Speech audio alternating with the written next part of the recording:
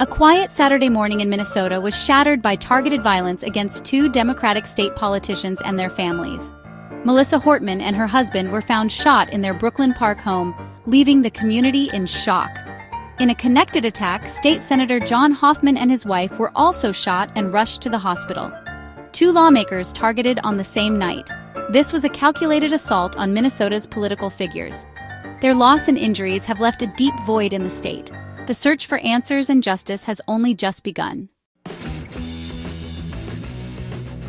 The violence began just after 2 a.m. on June 14, 2025.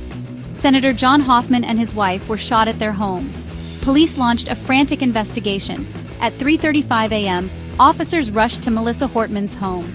There, a suspect disguised as police opened fire and escaped. Inside, officers found Melissa Hortman and her husband dead.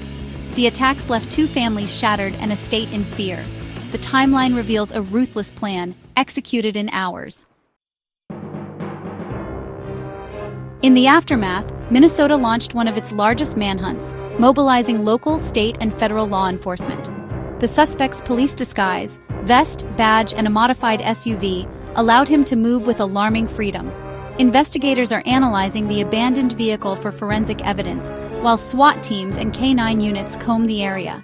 The suspect escaped on foot after the confrontation, prompting an intense ground and aerial search. Police have released a description and urged the public to report any suspicious activity. No one is in custody, and the community remains on edge. The manhunt is about restoring safety and bringing a killer to justice. Authorities hope for a breakthrough soon to begin the long road toward healing. Authorities issued a shelter-in-place order for Brooklyn Park as an armed suspect remained at large. Streets emptied as families locked their doors, anxiously awaiting updates. Officials warned, only open doors to law enforcement if at least two officers are present. Security was ramped up for elected officials statewide. Federal agencies joined the investigation, bringing national attention. The community's trust in safety and authority has been deeply shaken. Political violence is rising across the United States, with Minnesota now among the hardest hit. Threats and attacks on officials are fueled by toxic polarization and incendiary rhetoric. Violence is replacing debate, leaving tragedy and fear in its wake.